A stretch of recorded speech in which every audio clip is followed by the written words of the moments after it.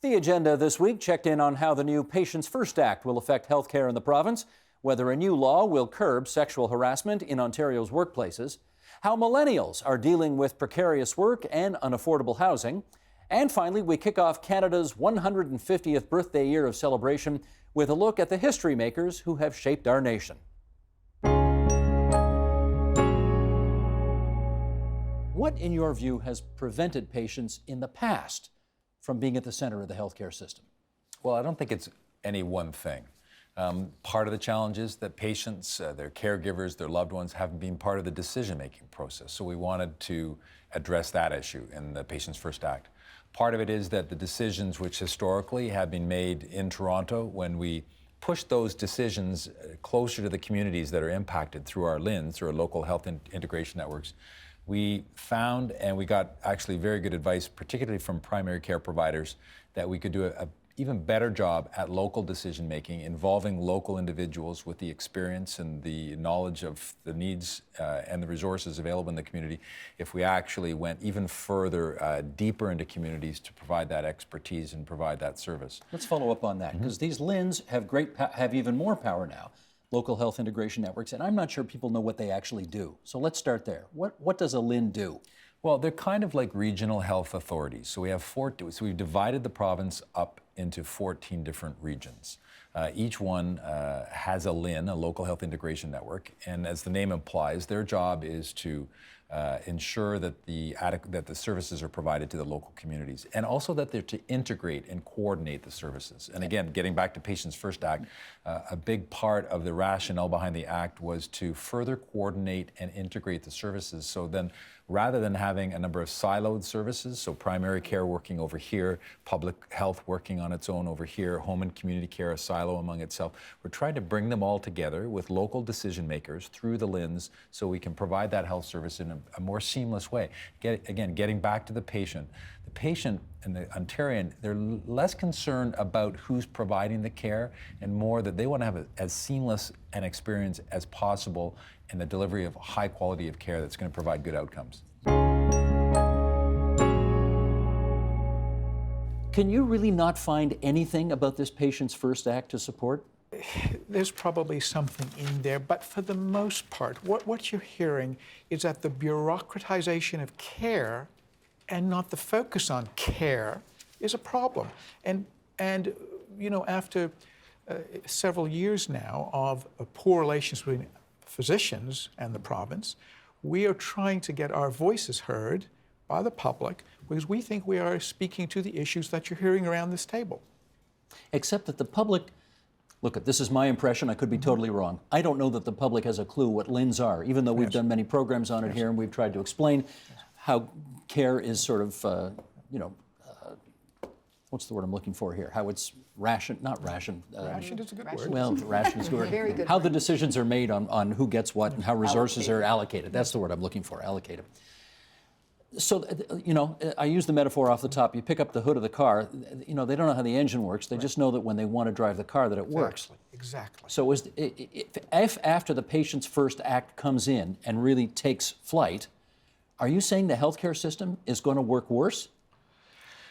It's hard to predict what will happen, but it certainly isn't going to work any better. In fact, it's probably true to say that if you take resources and put it into bureaucracy, there's going to be less resources for patient care. So I would feel it's going to be worse. But the minister says he's going to find 5 to 8% savings by amalgamating these two bureaucracies. Yes, so I have a rather large grain of salt that I carry around when I listen to the minister.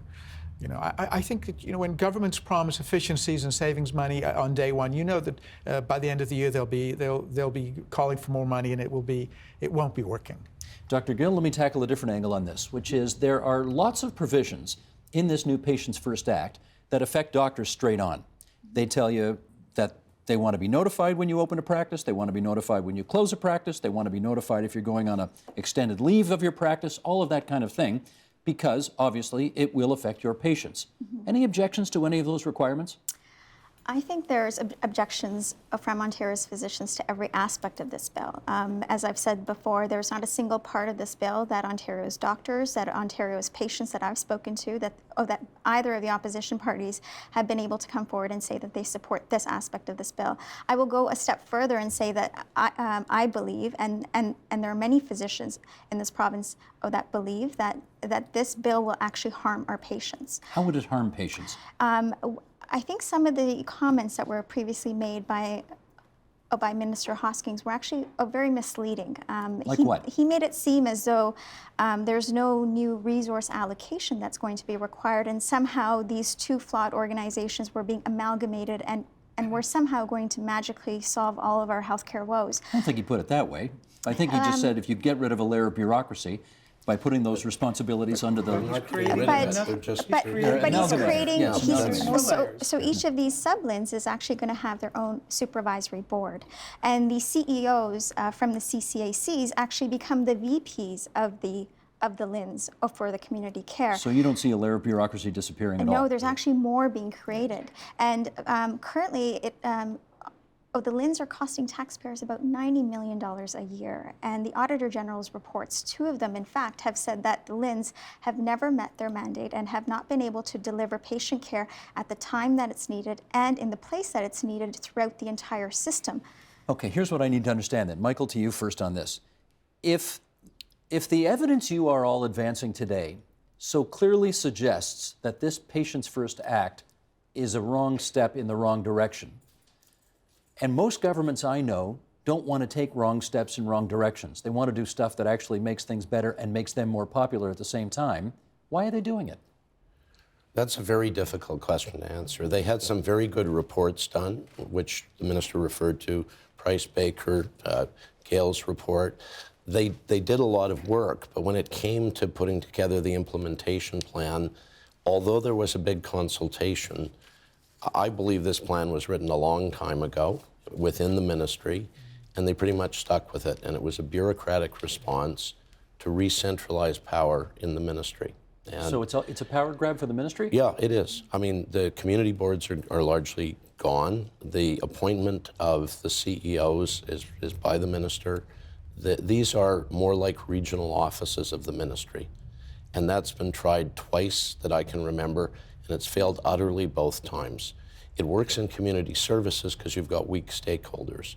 It doesn't work in health because you've got strong stakeholders, and you can't push them around, if I can say that. But here's the central problem of it.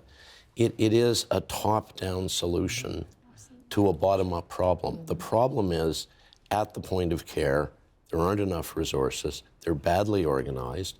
We have physicians working very, very hard without the supports around them.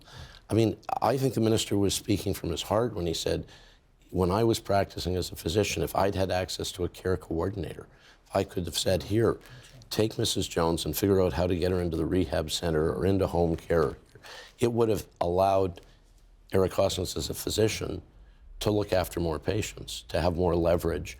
And instead of that kind of approach, what we've done is come top down with layers of bureaucracy. And I think it might work. Like, I'm an optimist, but you know, some areas of the province will make it work because they're good at working together. The northern areas, the rural areas, just because there isn't much there and they tend to get in a room and whatever has been done centrally, that somehow they make it work. But in Toronto and in the larger centers, this is going to be chaotic, and it's not going to help those very stressed family caregivers. For too many years, too many men have been getting away with behaving inappropriately towards women, in social settings and in the workplace. But some recent, very high-profile cases have now begun to shine a spotlight on sexual harassment as never before. And there's a new law in the province of Ontario dealing with this subject as well. Lawyer Janice Rubin is co-founder and co-managing partner at Rubin Tomlinson, and she joins us now for more. It's nice to have you here. Thanks for having me. I'm going to urge that you just get comfy for a second, because I'm going to go through a bit of a rogues gallery of examples here just to set up our discussion. Okay. Sheldon, if you would, bring these up. Here's the checklist here. There was the Dalhousie University Dentistry Gentlemen's Club Facebook group, which included sexually explicit posts, a discussion of using chloroform on women, and voting on which woman they'd like to have quote-unquote hate sex with. The University of Ottawa hockey team suspended its men's hockey program after allegations of sexual assault came to the university's attention. There was the RCMP commissioner delivering an abject apology to female officers and employees who were subjected to alleged incidents of bullying, discrimination, and harassment dating back 42 years. At RMC, the Royal Military College in Kingston, nearly a dozen women have complained about sexual harassment on campus. There is an apparent agreement at the Toronto Star between management and the union there to investigate widespread claims of managers creating a sexually toxic atmosphere at the paper. There is an ongoing hearing at the Ontario Human Rights Tribunal of sexual harassment at the Toronto Police Service. There was, Janice Rubin, your own investigation into the post-Gomeshi CBC after all of the things the former Q host said and did came to light, and we haven't even mentioned the President-elect of the United States yet. In any event, my hunch is none of these things would have or might have come to light a decade ago, but they are now. How come? What's happening? They are now. I think there are a couple things. One is that, your hall of shame, you could also say are examples of behavior that is still deeply ingrained in our society, deeply ingrained in our workplace relationships, deeply ingrained, alas, in our personal and social relationships. So that's still there. That hasn't changed. But I think at the same time, there is an openness. There's a window open, if you like, where things, I'm mixing my metaphors, but things are bubbling up to the surface. And there is, I think, increased public attention, increased legal attention to these types of problems. So you've got a problem and you've got more attention being paid to it and more reaction to the problem from legal decision makers. And for that matter, the court of public opinion in a lot of these cases. What role do you think more women in higher ranking positions in society has to do with all of this? I think it has something to do with it. I think that if you speak to many, many women, and many women have had the experience of being sexually harassed. The recent statistics are 1 out of 3. If you put somebody who's had that experience in a place where they're making decisions about what to do, I think they bring their own sensitivity to it. Plus, there are lots and lots of men who are sympathetic to this issues, who are allies. So I think things are shifting a little bit from that perspective. I mentioned in the intro that since last September, we've got a new law in place now in the province of Ontario, Right. the Sexual Violence and Harassment Action Plan Act. What does that do? Well, for purposes of the workplace, it does a bunch of different things, but as an employment lawyer, as a workplace investigator, I'm interested in what it does for the workplace. So it does a couple things. One is it expands the definition of workplace harassment to make it absolutely clear that workplace harassment under the Occupational Health and Safety Act includes sexual harassment, number one. Most importantly, for the first time in Canada, it creates a very, very clear statutory obligation on the part of employers to investigate not only a formal complaint of workplace harassment, here, Steve, you are the HR person and I'm making a complaint, but also incidents, sort of sub-complaint of workplace harassment. And what that focuses on is an awareness that the employer has that there is something that's gone off in the workplace in terms of workplace harassment. So the employer has to investigate, and if the employer doesn't investigate or doesn't conduct an investigation that is deemed to be appropriate in the circumstances, that's the language right from the bill, the Ministry of Labour has the power to order a third party to come in and do that investigation at the employer's expense. How often does that happen? Well, it's just come on the books as of September, so I Too don't new know. to say. Too new to say, but it has real teeth. How capable do you think our employers and our businesses are in doing just what you described? Some are, and some aren't. It's a real mixed bag. There are lots of very, I think, sophisticated institutions out there who are doing a reasonably good job of it. But the case law has now many examples of employers who completely screw it up, who make mistakes. Either they don't respond or the mechanism of responding is fundamentally flawed. Nor the other thing we hear about your generation, and you'll tell me if this is true or just a stereotype, is that you need a kind of emotional coddling that previous generations didn't need. So you need frequent evaluations during the course of the year, not just sort of an annual evaluation on how you're doing. True or false? Well, I don't want to speak for the entire Yes, millennial population we're making here, you do that, Noor. You speak for every single person in the world who Well, is... on record, I will say that I don't know if I necessarily agree with calling it coddling. I think reviews and feedbacks are very important, especially when you're a young professional that's entered the workforce. It's your first time having a full-time career, or maybe it's your second or third job, but you need to be aware of if what you're doing is actually aligned with what the organization wants and what their expectation is of you. Annual reviews, I think, limit the ability of an employee to gauge how they're performing in context of the entire organization. So I am one of those people that would expect to have a review more frequently than once a year, because I do think things in an organization change so much in a year that an annual review doesn't necessarily effectively capture everything that you need to be aware of when you're starting out in your career. Whereas, let's say it's a quarterly review, you're at least able to manage how you're performing and align and adjust that according to what the organization expects of you. If this is a generation, however, Professor, that has been raised by their parents to believe that the sun, the star, and stars and the moon rise and set on them, why would they want to put themselves up for hearing potentially negative comments multiple times throughout the course of the year? Well, here's where we have to dispel the myths surrounding millennials. Okay. I'll answer it, but I'll answer your question in a sec. The tendency to review a younger colleague has always been there. And again, looking back, you have to dispel the cohort effect, i.e. the millennial effect, from just an age or life cycle effect. When you're younger, you need to supervise more, you need to give feedback more, and any enlightened company that follows maybe its standard HR practices would do that. And you have the consummate rise. What is the cohort effect has been the sophistication and growth and emergence of performance management and HR that's permeated every organization. So they're kind of twinned with the age effect, which has always been there. You used to have more supervisors watching you, distinguishing it from this performance and feedback, constructive development, shall we say. And secondly, the pervasive nature now of performance management that's intruded into almost every organization, public sector and private. Sure. So they're the first generation that's felt both of those things twin. And I'll just end with one observation. That is that the generation that is so-called coddled. You don't like that word. Nobody likes that word. But there's one underlying truth in that parents have spent more time with this generation than the previous.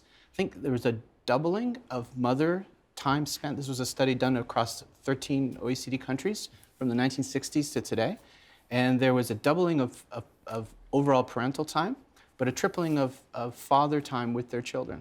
So this is like across most OECD countries, and it happened over the last 40 years. So parents have spent more time with their children. In that sense, you might think, well, this is carried over into the workplace. But I think that workplace connection has more to do with the spread of HR, spread of performance management, and the fact that young people have always been looked upon a little more closely by an employer. Yakov, let me put this to you, which is that millennials expect their opinions to be heard and respected. And I just want to, I guess, in setting up this question, make the comparison that when I was your age, I neither expected my opinion to be heard and respected, or no, let me rephrase that. My opinions were never heard or respected, and I don't think I was different from anybody else at the time. We just sort of expected to be kind of, low person on the hierarchy chart, and you'd be treated accordingly. Why do millennials feel they're entitled to different treatment today? I don't think millennials are of that view. And just to touch on the previous point about performance appraisals and how it connects, I think, to your question here, is the value of conversation and the value of mentorship and the value of relating to your coworkers and to your supervisors. One of the takeaways that people have from a conversation like we just had with the professor and Noor is about performance appraisals and the frequency. So what happens is, instead of annual ones, we start having quarterly ones. Why don't we meet on a monthly basis or on a weekly basis and fill out a 10-page document? That is completely the wrong attitude. The key here is conversations with your peers and conversations with your supervisors. So where organizations again go wrong with this is they try to say, we need more performance appraisals, we need more documents, we need more documentation. Bureaucracy. Where you actually need to talk to your employees. Once again, we're talking about novel ideas. Why don't you find out and let your subordinates, and frequently they happen to be younger subordinates, how they're doing. And I can assure you that even subordinates from other generations will feel value that verbal conversation. I've been in organizations where for 3-4 years I did not get a written documentation. But at no point was I confused as to where I was sitting with the organization, because I spoke to my supervisor on a weekly basis and I received that immediate feedback. I just want to shut that part of it out, because it's quite dangerous when you talk about performance appraisals from we got to ramp it up because millennials really want more of them. Millennials just want to know that feedback, how they're doing, just like More informal feedback as opposed to bureaucratizing it. That's right. But the problem is firms superimpose the performance management Yeah. approach over this dialogue and voice that's sort of more emphasized by the traditional theories of the employment relationship, where you give voice to workers and you get commensurate loyalty and buy-in and better performance at the end.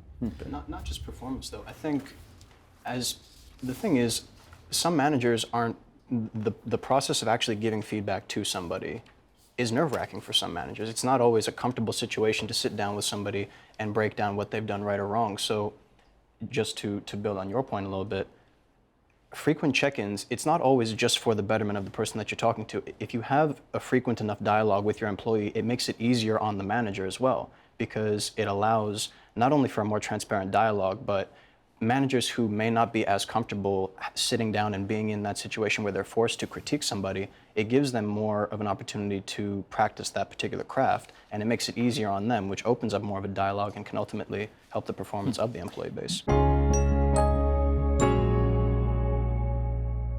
Let's have Sheldon bring up here this survey from Bank of Montreal, which will set the table for the discussion to come. Millennials across the country expect to spend an average of $350,000 on their first home. That's the expectation. In Ontario, they expect to spend an average of $415,000, so a recognition that it's going to cost more. 42% said it's hard to find an affordable home in a location that meets their needs. 60% are having difficulty saving for a house that meets their needs. 29% don't think they will be able to afford a home, and when asked what they wanted to purchase, how middle class is this? 51% said a detached home. No lofts, no bachelor apartments or whatever. Let's start with this. Do millennials, in terms of housing, really have it as bad as they say they do? Oh, absolutely. And in fact, the data may even suggest it's worse than what those polling results imply. I mean, here are the facts. Today, the typical 25 to 34-year-old earns thousands of dollars less for full-time work, even though they're more than twice as likely to have post-secondary, which means more of us start with larger debts. Sorry, they earn thousands less than what? Yes, they earn thousands less than in 1976, once you adjust for inflation. And I choose that year because that's the time at which today's aging population were young adults. So it's kind of comparing what was it like to be a young adult back in the day for today's aging population compared to now. And it's harder now. It is harder now. A younger demographic, as I said, is earning thousands less for full-time work, even though they're more than twice as likely to have post-secondary. So more of us are starting with post-secondary debt. And then we face housing prices, which from coast to coast have increased hundreds of thousands of dollars. Now, we hear about that in Toronto, Vancouver, to a lesser extent Montreal. You just said coast to coast. Coast to coast. That means everywhere? Yeah, in 1976, the average cost of a home in today's dollars was slightly over $200,000. Now across the country, it's more than $400,000. And so in 1976, it took the typical young adult about 5 years of full-time work to save a 20% down payment on an average home. But if you flash forward to today, from coast to coast, the average now takes 12 years of work. To pay for that down payment. To pay for that down payment. And then you move on and you think about what is it like in Metro Toronto? Well, a year and a half ago, it had already reached 15 years of full-time work. And given the changes we've seen recently, it's probably closer to 20. And in Metro Vancouver, where I come from, it is now 23 years of full-time work to save a 20% down payment on an average home if you were audacious enough to think you'd get into one. And let's recall, the kind of full-time work you probably could get in 1976 doesn't compare to today, where the work is a lot more precarious. More precarious, for millennials. But here we're controlling for that. We're actually saying, are you one of the privileged people who actually landed full-time work, let alone accounting for the greater degree of precarity that a younger demographic is facing? You know what the average house price in the capital city of the province of Ontario is today? I think 760-odd thousand. That's everything. That's housing. Yeah. That's housing. You want a detached house? You're $1 million $1 million bucks. plus. $1 million Yeah. bucks. It's unbelievable. So, having said that, I presume millennials will just simply have to readjust their expectations of what's possible, yes? The reality is that for a younger demographic going forward, we're going to be a country where renting for long periods of our lives, if not indefinitely, is increasingly the norm. Now, that in and of itself isn't terrible. There are many other countries where renting is much more commonplace. And if that's the way in which it'll go for Canada, I think we have a responsibility as a younger demographic to be willing to adapt. But let's recognize the degree of adaptation it is expecting of that younger demographic. There's a range of things that go hand in hand with renting. First, there's less security. And a younger demographics in our prime childbearing and rearing years. And you want to know, my kid just started in that childcare space. I want her to be there for a couple of years, or I want her to be in this school for several years. And oftentimes the way to get that security of location was through home ownership. And renting doesn't afford that nearly as much. Simultaneously, home ownership has been primary way by which we've tended to plan for our later retirements. It has been an important source of wealth accumulation. It's a pension for a lot of people. And that's why it's so important not simply to talk about housing with respect to millennials, but to also talk about housing with respect to an older population.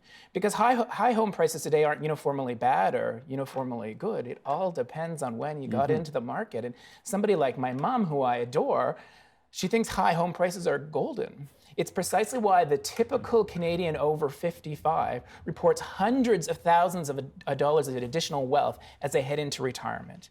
And this is not the 1%, this is like the typical older Canadian. And so we need to recognize that what actually is harming a younger demographic has been precisely the same set of forces that has been improving retirement security and wealth accumulation for our parents and grandparents.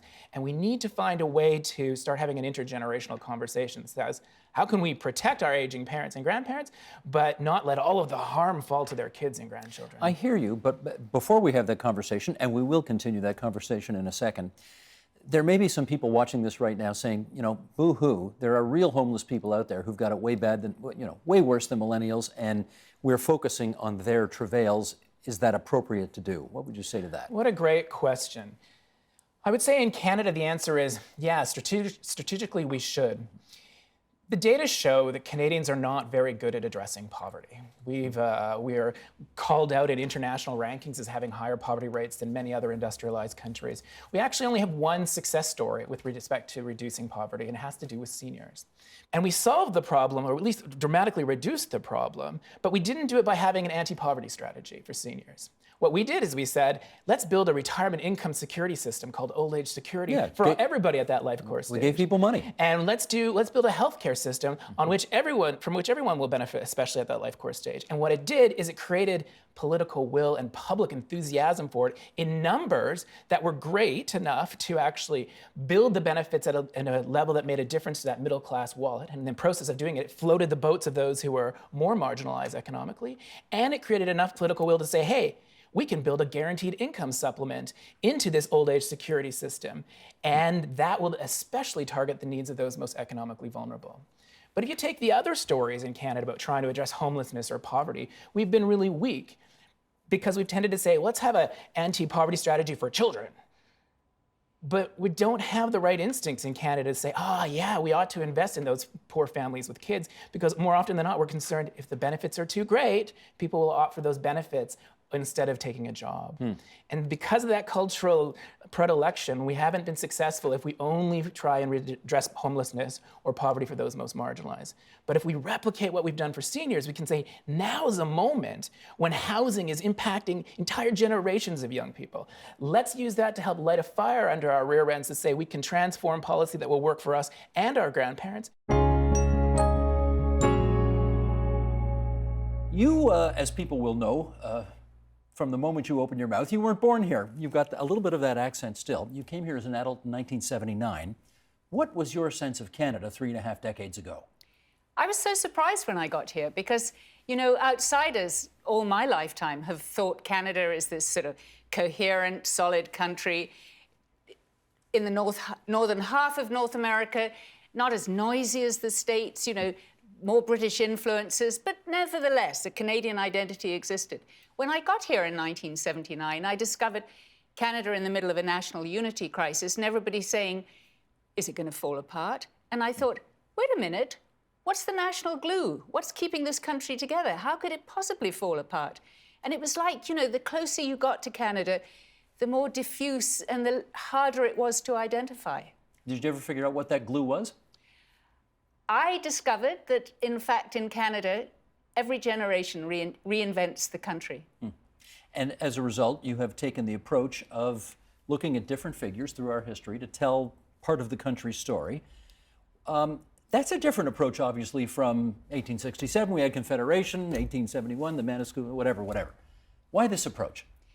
You know, Canadians actually are not great on learning our history. We're not terrifically proud of it. It doesn't seem to have a lot in it.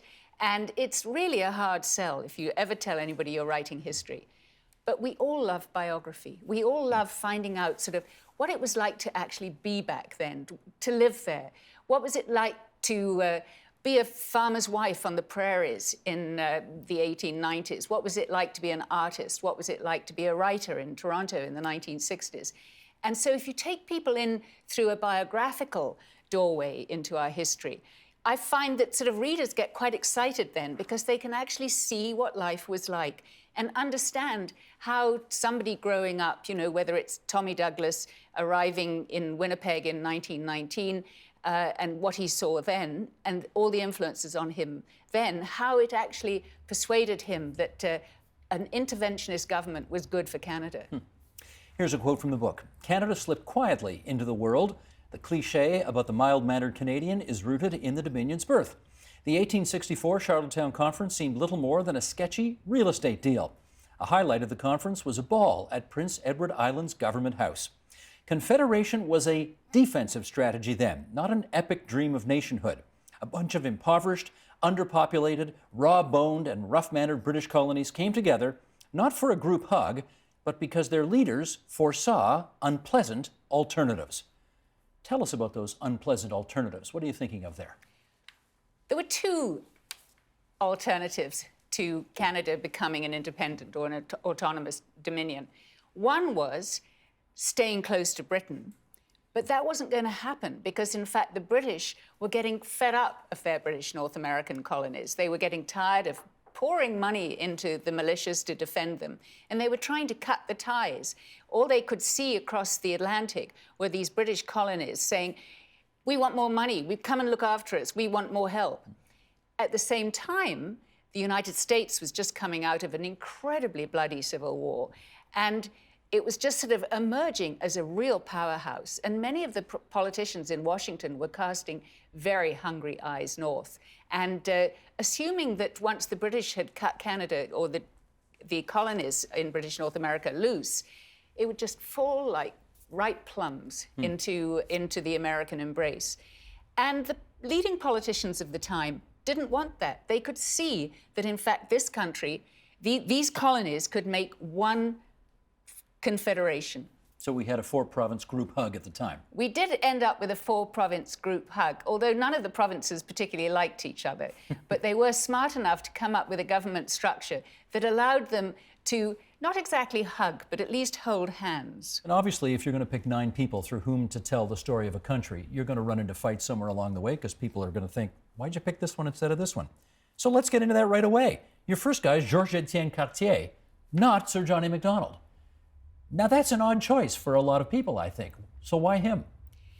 2 reasons. The first was that I decided I was going to do the biographical approach, but I was not going to do a single prime minister, because the prime ministers, the best ones, have had wonderful biographers. And also, you know, sometimes it's not the guy with the charisma and the ability to win elections that is going to seep into the national psyche the really important ideas. It's the thinker or the lieutenant or whatever who's actually sort of thought about the structural problems that are going to arise. Why I chose Cartier was, yes, John A. Macdonald had the vision of Canada, but in fact, his vision was that it would be one country with one central government, just like Britain had, and he would really have actually trampled over the rights of the different communities. Whereas Cartier realized that, in fact, a federal system where there was one federal government and then each of the old colonies, which became provinces, had their own government, that would allow, in his case, the most important for him, the community of the French Canadians, what we call now the Québécois, they would be able to keep their language, their customs, their legal system, and maintain a sense of themselves as an independent nation. And that is the Agenda's Week in Review. You can see all of those programs in their entirety at tvo.org, on our iTunes channel, and on our YouTube channel at youtube.com/theagenda. Help TVO create a better world through the power of learning. Visit tvo.org and make a tax-deductible donation today.